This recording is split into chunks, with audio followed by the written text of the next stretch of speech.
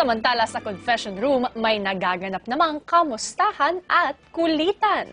Gusto ko magtalong. My homie, you're so funny. Hindi ko alam. You ask, what's talong? Okay po. Mamo, ano talong? Eggplant. Okay, intindihan na ako. Pwede mag-eggplant, tama?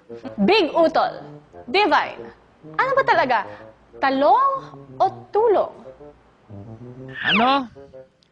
Ang tulong in English. Help po.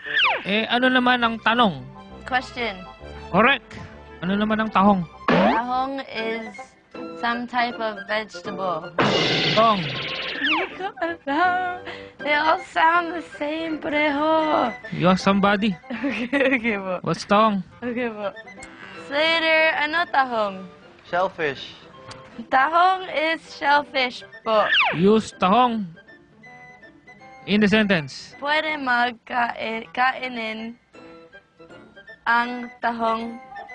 Tama? Oh my goodness.